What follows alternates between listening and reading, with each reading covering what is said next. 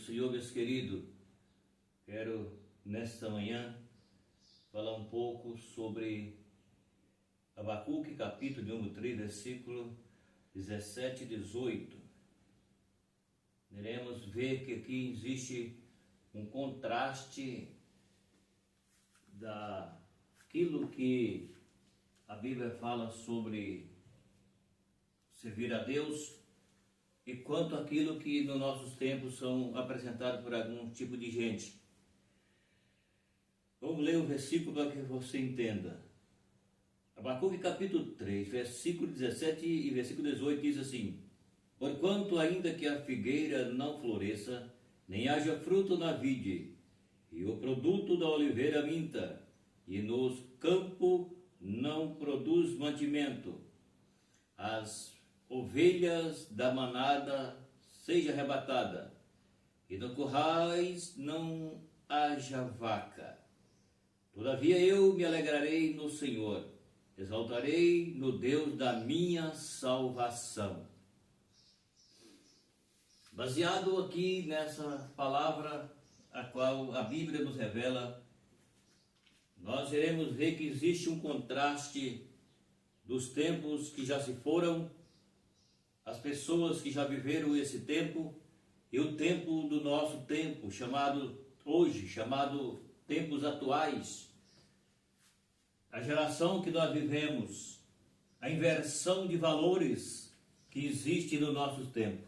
E, pelo incrível que pareça, praticamente ninguém fala sobre esses contrastes. Aqui, nós vemos a palavra de Deus falando a respeito de que o profeta Abacuque, no seu tempo, no tempo do seu povo, aqui nós vemos uma revelação da palavra de Deus que nos mostra, que nos prova que não é aquilo que nós vemos, muita gente falando no nosso tempo, que tem a prioridade, mas sim aquilo que está no coração e na alma do homem salvo.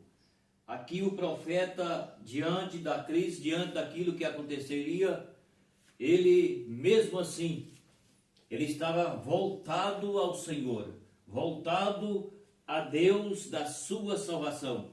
Porque está falando aqui a respeito de duas coisas, apresenta duas condições para nós. Primeiro, está falando da escassez que estava acontecendo. E segundo, nós vemos que mesmo nessa escassez, o profeta não estava preocupado com a escassez que estava acontecendo.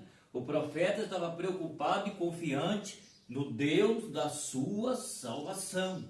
É aqui que eu quero entrar agora. Por quê? Porque no nosso tempo, nós estamos vivendo um tempo em que as pessoas que dizem que falam da palavra de Deus, eles estão invertendo os valores.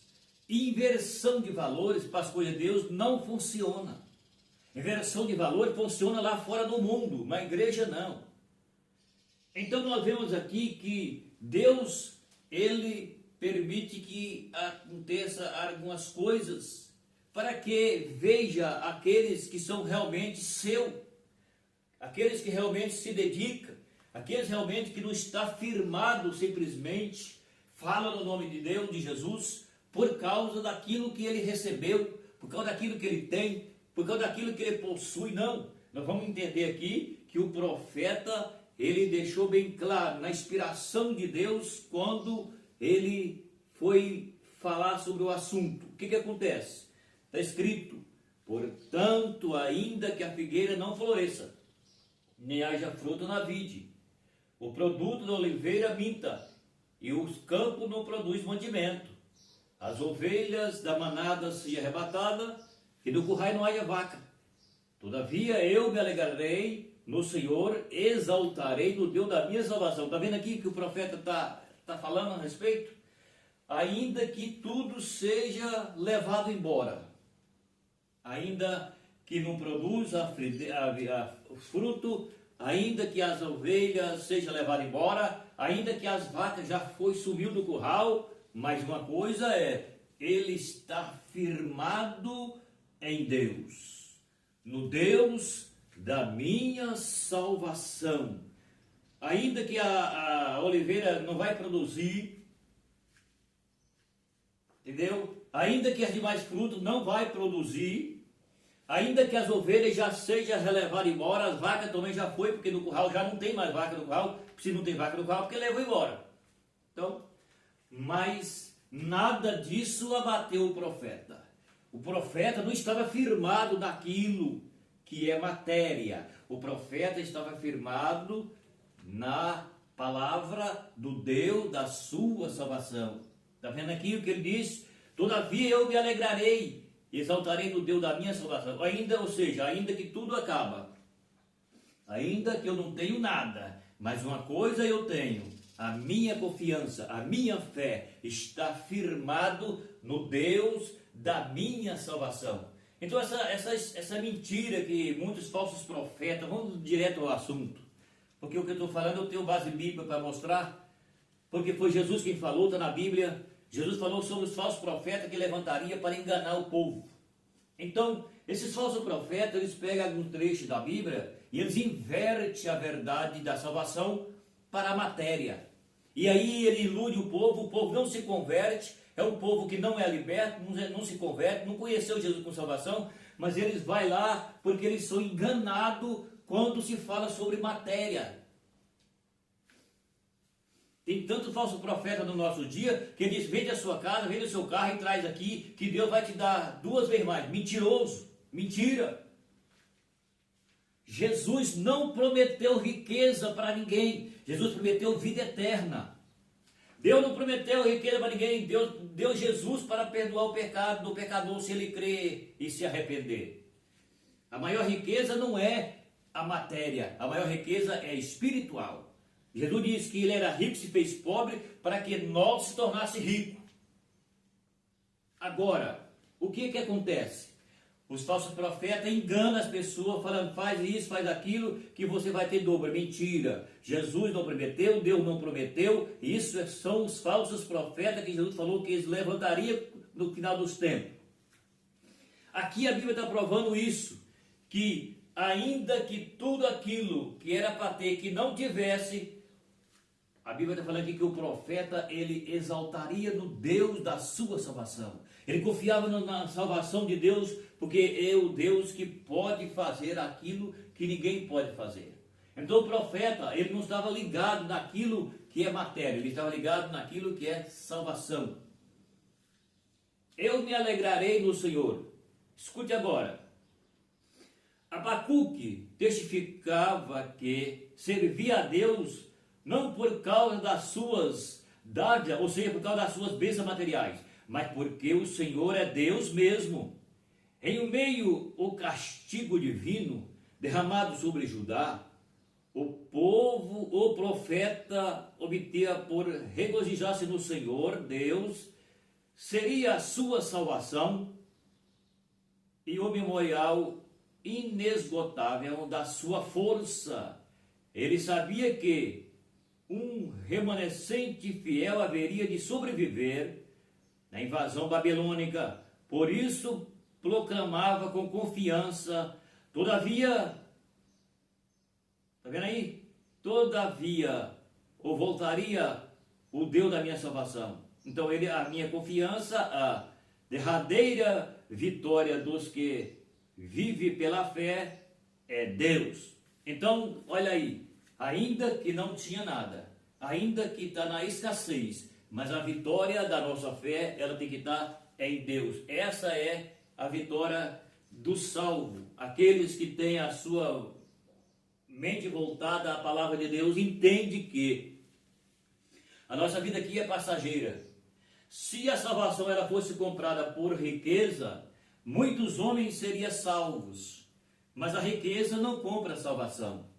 A salvação, ela foi paga por Cristo, dando a sua vida, derramando o seu sangue por nós na cruz. Porque a cruz é sinal de maldição.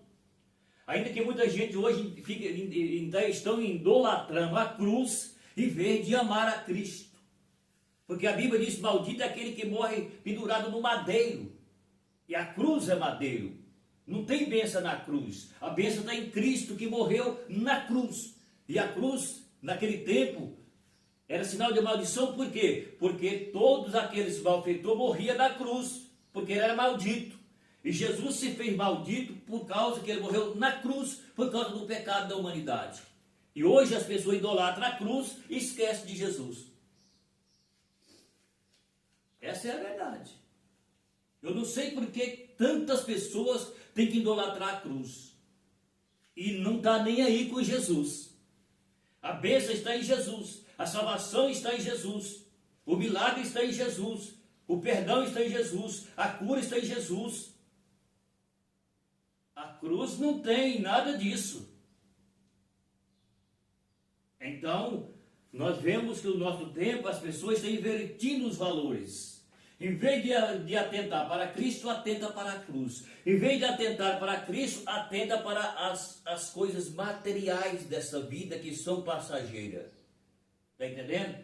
Por isso é que nós entendemos que aqui a Bíblia deixa clara que o que vale não é simplesmente aquilo que é matéria, mas o que vale é o que é espiritual. O que vale é nós estar firme em Deus e não estar firmado naquilo que não garante a nossa salvação.